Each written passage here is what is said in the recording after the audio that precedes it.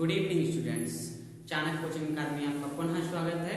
मैं जैन चाक्या आपको math class की बात कर रहे थे हम क्लास 9 की, जिसका चैप्टर है संख्या पद्धति की भाग 3 की प्रश्नावली 1.3 की।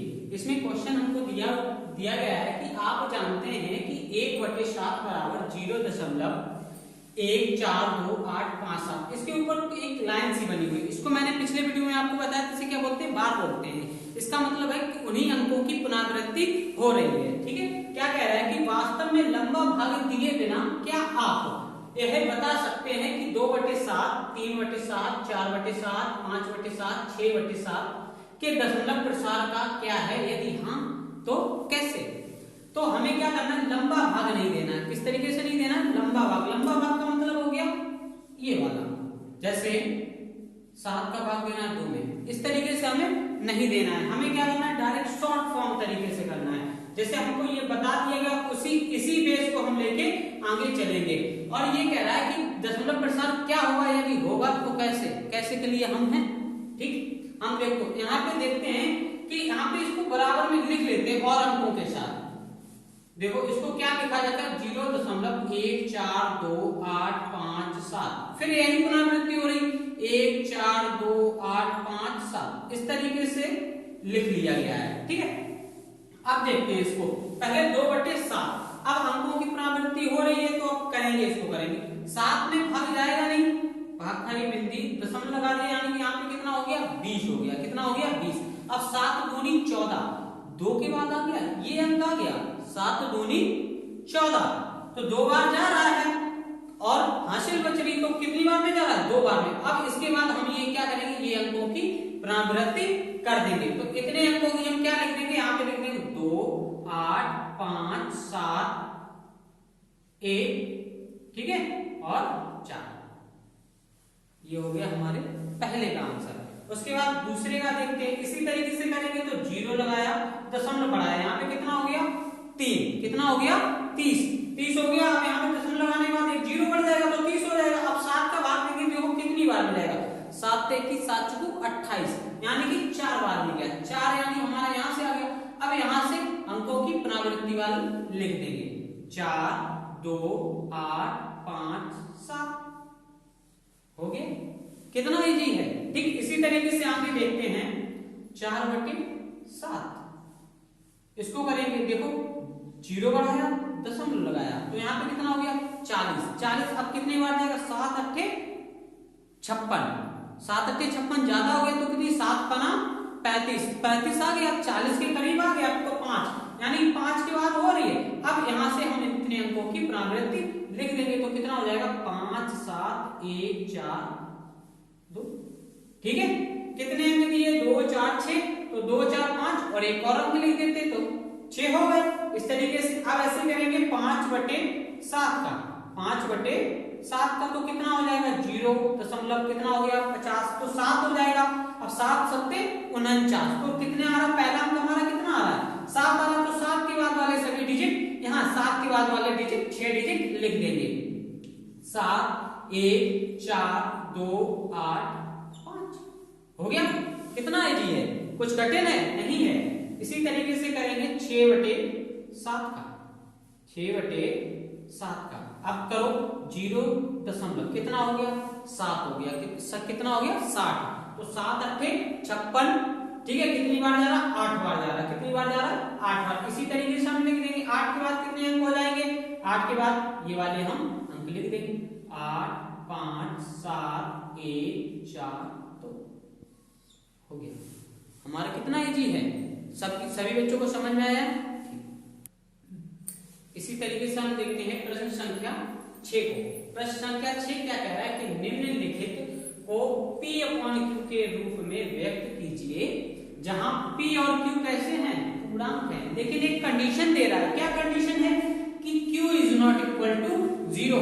जो हमें इसका मान निकालना है P/Q के रूप में, यानी कि भिन्न के रूप में, वहां पे Q 0 के बराबर नहीं होना चाहिए। लेकिन P और Q कैसे हैं, पूर्णांक। पूर्णांक को मैंने बताया था, पूर्णांक 2 तरीके होते हैं, एक धनात्मक और एक ऋणात्मक। ठीक है, अब इसको करने का तरीका देखते हैं। करने का तरीका क्या हो जाएगा, इसका पहला पार्ट ले लेते हैं कि 0.6 बार। बार का मतलब क्या है, मैंने क्या हो रही, पुनरावृत्ति हो रही, 0.66 इंफिनिटी तक जा रहा है। ठीक, अब हम इस पे आते हैं, इसको क्या करेंगे, माना कि x बराबर 0.6, इसको किसके बराबर मान लिया मैंने, x के बराबर मान लिया। x बराबर मानने के बाद अब हम क्या करेंगे, यहाँ पे हमें एक अंक दे रहा है, कितना दे रहा है, एक अंक, इसको हम लिख लेंगे समीकरण 1। अब बात करते हैं कि इसको एक ही अंक है तो इसमें कितने का गुणा करेंगे, ये 6 इधर आ जाए, किधर आ जाए, दशमलव के बाईं ओर, दशमलव के बाईं ओर आने के लिए क्या करेंगे, इसमें 10 का गुणा करेंगे, तो लिखेंगे दोनों पक्षों में 10 से गुणा करने पर, तो क्या हो जाएगा, 10x बराबर 6.6, समीकरण 2। ये बात सभी को समझ में आई, 10 का मैंने गुणा किया तो 6 किधर बढ़ गया और बाकी सब 6 ही। आप पूछेंगे ये कहां से आया सर, क्योंकि इसी अंक की 6 की ही 6 की ही क्या हो रही, पुनरावृत्ति हो रही, तो यही तो बराबर चलता रहेगा। अब क्या करेंगे, समीकरण 2 से समीकरण 1 घटाने पर, क्या करेंगे, समीकरण 2 से समीकरण 1 को घटाएंगे तो क्या हो जाएगा, देखो 10x ऋण x बराबर 6.6 ऋण ये क्या हो जाएगा, 0.6। ठीक, अब 10 में से x जाएगा तो कितना, 1x जाएगा, यहाँ पे कुछ नहीं दिया है यानी कि 1 है, क्या है, 1 है, तो 10 में से 1 गया, कितना बचा, 9x। यहाँ से आप देखो पीछे वाला सभी खत्म हो जाएगा, 6 से 6 सब कट जाएगा, अब बचेगा कितना, केवल 6, कितना बचा, 6। अब यहाँ पे क्या करेंगे, दिस इंप्लाइज दैट, इसी को आगे तरीके से देखेंगे तो x बराबर क्या, ये उधर गुणा में है तो उधर जाएगा भाग में, तो 6/9। अब इसको क्या करेंगे, सरल करेंगे, सरलतम रूप, 3 दूनी 6, 3 तिरका 9। अब तो x का मान हमारा क्या है, 2/3, और इसी को p/q के रूप में लिख लेंगे, और यही हमारा p/q रूप में हो गया, और q is not equal to 0, ये कंडीशन हमारी अप्लाई होती है, q क्या हमारा 0 के बराबर है, नहीं है। इतनी बात सभी को समझ में आई है। इसी तरीके से देखते हैं इसके सेकंड पार्ट, तो सेकंड पार्ट क्या कह रहा है कि 0.47 के ऊपर क्या लगा है, 7 के ऊपर केवल बार लगा है, 4 के ऊपर नहीं लगा। अब हमें इसको p/q के रूप में लिखना है। अब यहाँ पे देखो, इसको हमने लिख लेंगे, माना कि x बराबर 0.47, इस 7 का मतलब क्या है, 7 के ऊपर केवल 7 की ही पुनरावृत्ति हो रही, 0.4777 इस तरीके से, ठीक है, 4 की पुनरावृत्ति नहीं हो रही, केवल 7 की, क्योंकि 7 के ऊपर ही बार लगा हुआ है। अब देखो पहले इसमें क्या करेंगे, 10 से गुणा करेंगे। अभी आप कहेंगे सर आपने एक अंक बताया था, 10 से किया था, यहाँ पे तो 2 अंक है, लेकिन यहाँ पे 2 अंक है जरूर, लेकिन यहाँ पे अभी हमारे पास सिर्फ एक अंक के ऊपर पुनरावृत्ति नहीं हो रही है, इसलिए इसको पहले हम आगे करेंगे। तो इसको लिखेंगे, दोनों पक्षों में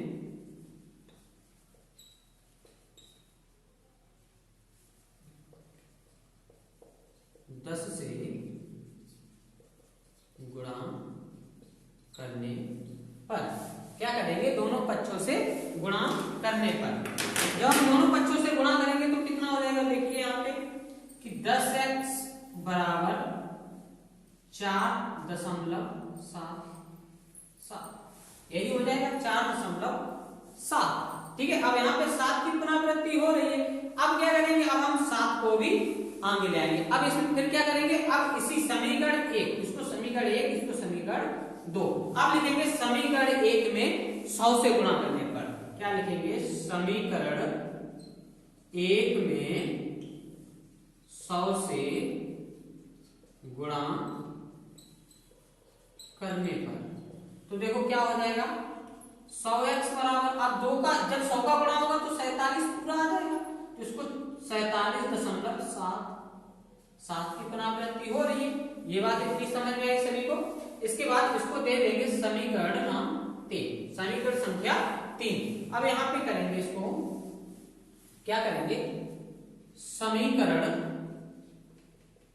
3 से समीकरण 2 को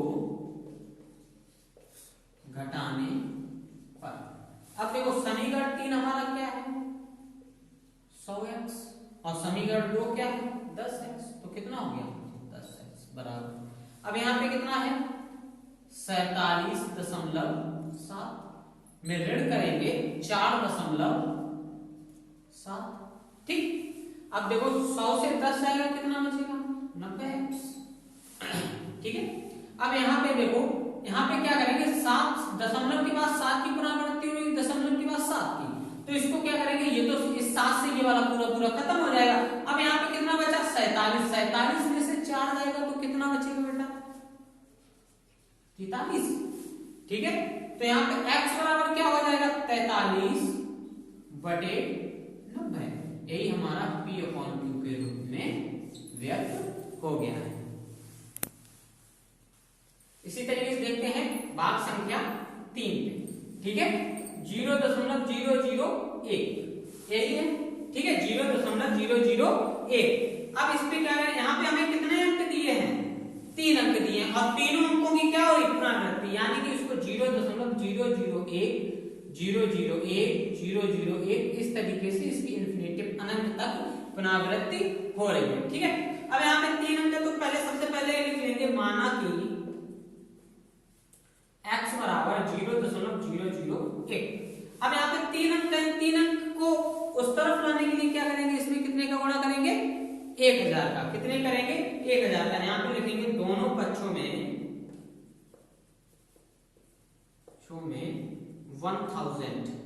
1000 से गुणा करने पर, इसे समीकरण 1। ठीक है, तो 1000 x बराबर ये कितना आ जाएगा 1 बाहर आ जाएगा 0.001, इसकी पुनरावृत्ति हो जाएगी। ठीक, इसे लिख देंगे समीकरण 2। कितना लिख देंगे समीकरण 2। अब फिर वही कंडीशन अपना जो भी हम करते हैं उसी आधार पर समीकरण 2 से समीकरण 1 को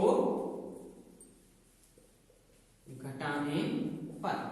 अब देखो घटाएंगे तो कितना हो जाएगा 1000 x से x घटाएंगे और 1.001 से घटाएंगे 0.001। तो यहाँ पे 1000 से जब 1 जाएगा तो कितना बचेगा, यहाँ पे कुछ नहीं लिखा, मैंने बताया जब कुछ नहीं लिखा होता तो क्या माना जाता है 1 माना जाता है, 1 माना जाता है। तो ये कितना बचेगा 999x बराबर। अब यहाँ पे देखो इससे ये वाले पूरे कट जाएंगे तो कितना बचा ओनली 1, 1 बचा है। तो यहाँ पे क्या करेंगे दिस इंप्लाइज दैट x बराबर क्या हो जाएगा, ये सब गुणा में हो जाएगा भाग में 1/999। यही हो गया हमारा P/Q के रूप में व्यक्त। आशा करता हूँ आप लोगों को ये वीडियो पसंद आया होगा और पिछले वीडियो देखने के लिए आपको नीचे डिस्क्रिप्शन में लिंक मिल जाएगी। और आज के लिए इतना ही, आगे देखते हैं नेक्स्ट क्वेश्चन नेक्स्ट वीडियो में। धन्यवाद।